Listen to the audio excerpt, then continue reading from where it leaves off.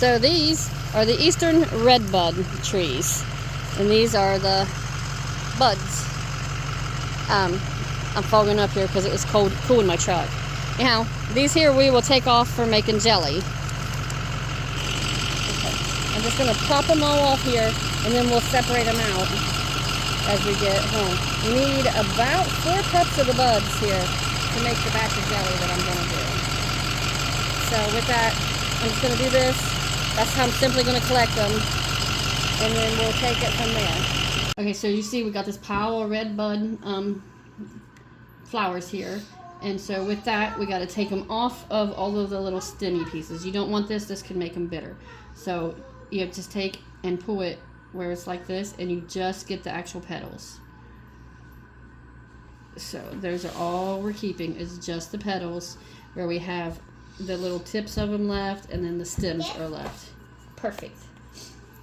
So that's all we need, and we need 8 to 10 cups of this. I was completely wrong on a different recipe, but the recipe we're doing, we need 8 to 10 cups of just flower petals. This is time consuming and kind of boring. Clear redbud blossoms, like we talked about, and upon further investigations, it's been discovered that you do not have to remove all these stupid stems. We spent about 8 hours removing about 8 cups of stem to find out. You don't need to do that. Just do them all.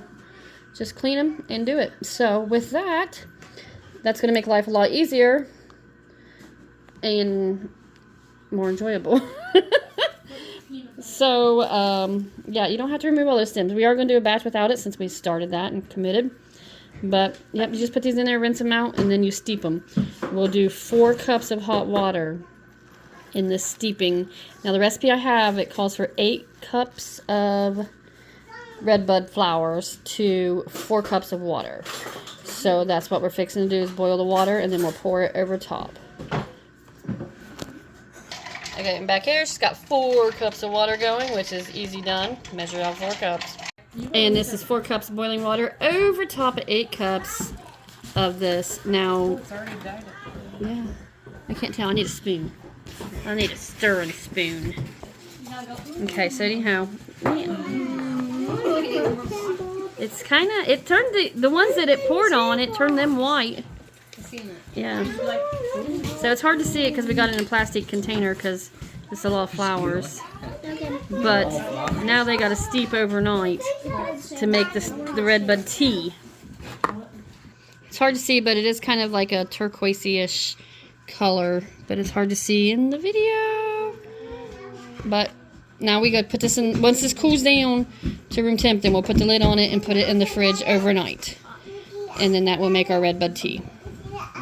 This is the redbud jelly tea, where it's steeped overnight. It was 8 cups of redbuds, a little over 4 cups of boiling water, and then it cooled and went in the fridge like we talked about. And then we need 4 cups of the redbud tea to make the jelly, and this is the tea. Yes, we know it's purple. We're assuming the lemon juice. We're going to put 4 tablespoons of that in here. We'll make it change red. We'll find out together. Jessie got us this fancy jelly strainer, no hands required setup.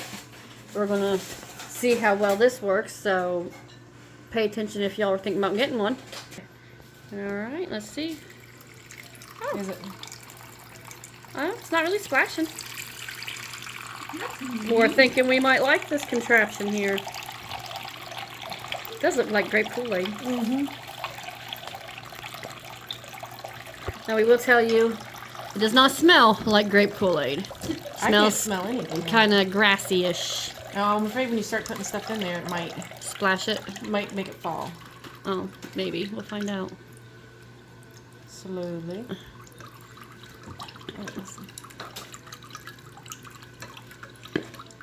Now we'll be sure to pour all of, or squeeze this and get all of the juice out of it. Like I said, we need 4 cups of tea.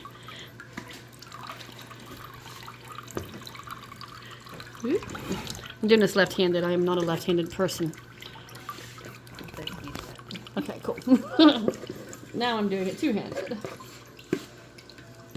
Oh, I think I might like that. I think it's pretty heavy, yeah. Especially if you're doing it by yourself or anything.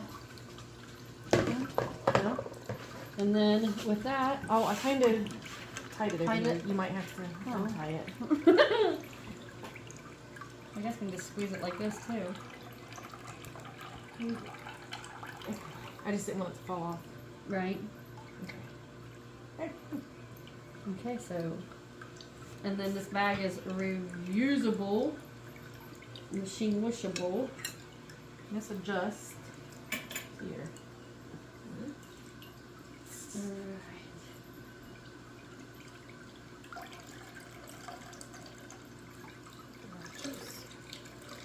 I think we only got 4 cups.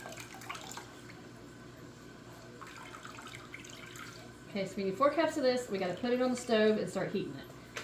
And then when it's heated, we'll start adding in the lemon juice and the pectin. And it needs to boil for 1 minute before we add in the sugar. It's actually really pretty. It is really pretty.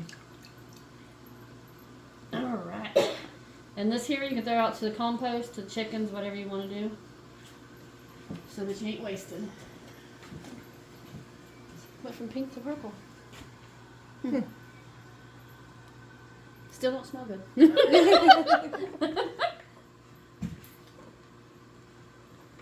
So you can't use, like, put more water in there and redo it again? We infused all the flavor out of it, yeah. Okay.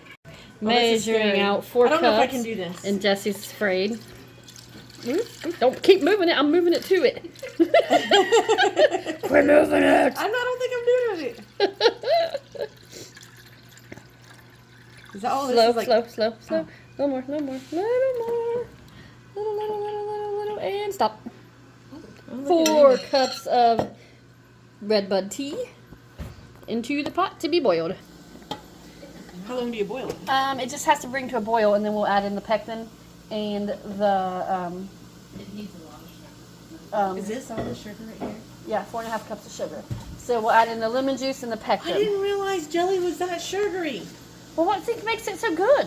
This is your pectin. This is like your thickener. Especially in something like this, you have to do that with. So it's your Sure-Gel fruit pectin. Buy it pretty much anywhere. You can buy any Canon supplies. It's a white powder that will go into it. Now, the tip to this is it has to cook. I just learned this, and I've been making jelly for years. But I just learned it the other night laying in bed. It has to cook for 1 minute in a boil before you add the sugar, or the sugar just kind of kills it off and then it won't set. So that's good to know in case you ever don't have your jelly set up. That is why. You killed your pectin. So the jars are hot. We have them in the oven at 200 degrees.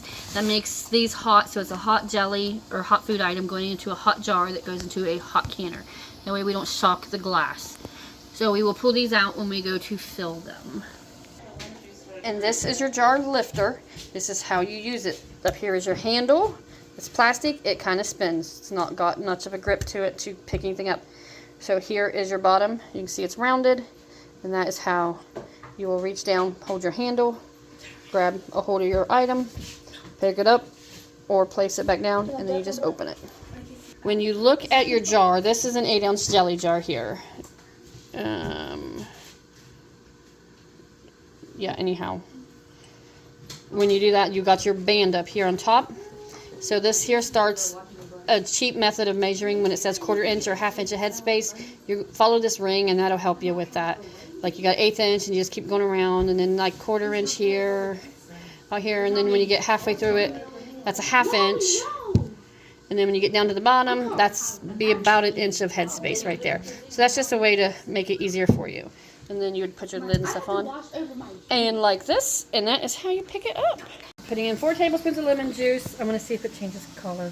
It's like a science experiment for us. It's hard to see in this pan. Oh, it is a little more red. Oh, it's like rusted. Cool. And now pectin. And then we have to stir it constantly. It boils at a strong boil for 1 to 2 minutes. And then we will add in the 4.5 cups of sugar and bring it back to another boil. What do you want me to do? Okay, and the smart thing to do is get your sugar pre-measured. That way you know you are ready to go. When it's time, you just pour it straight in instead of measuring out one at a time. That's 4.5 cups. We've boiled it with the pectin in it for at least 1 minute. So now we're adding in the sugar all at once. And then we'll constantly stir that because you don't want to scorch it. Don't want to. And then you will, that needs to, when it comes back to boil, you got like another 2 minutes on it, and then you remove it and we'll fill the jars. So we're going to start pulling jars from the oven. All right, this is your funnel. It will go on the hot jars, and this keeps you from making a mess. So that's set. Okay, so this is the boil. We got about 2 minutes to go on this. Jesse's going to keep stirring, and it is definitely going to foam. All right, time is up. We'll remove it over here and fill the jars up to 1/4 inch headspace like I showed you. Okay, now mind you, the jars are hot, so just fill it up. I'll say when. Oh, look how pretty! It's red. That red. Huh? Nuts. Yep. Keep going. You got to go up to 1/4 inch of headspace, so that will be about 2 here on the ring. You can do another ladle probably. A whole one? Yeah, almost. I don't feel like it. You can, I promise. No, no. I erded. Look. You didn't stop soon enough. I erded. Sarah, I felt like it was too much. It was too much. It's gonna pull her out. Yeah. Is it already gelled? Oh no! Woohoo! Wow. Look at that. Well. See, I always stop right here. Yeah. And now we will wipe. It is important that you wipe the tops. You have to wipe the top to make sure there is no debris. Oh, it's right here, Crystal. I got it ready already. To make sure. Do the other Yeah, one? fill her up. Make sure there's no debris or nothing on here that will get in the way of your. Of it sealing? Yeah. If something is in here and it's in the way of your seal, it will not seal up. So wipe it really, really good. And then you place your rings and bands, or your flats and bands. Oh my gosh, I do that every time. What's going on? Okay, Sarah. So Do you think the whole thing of this? yeah, probably. After we wiped it, you place on the flat, and then you put on the band, and it's finger tight is just right. I struggle with that very much so. Here's this. Just use the towel corner, and then it will go straight into the canner. And then when the canner is full, we will drop it down into the boiling water. Okay, hot jelly, hot jar into a hot canner. And so we'll finish filling this up. It has to be on the wire rack, otherwise the shocking and the bouncing around can cause your jar to crack. So if you don't have a rack, put it on a dish towel, put it on rings, it don't matter, just don't put it directly on the bottom of the pan. Okay, we've got the canner full with our jelly supply, so we just drop it right down into the hot water.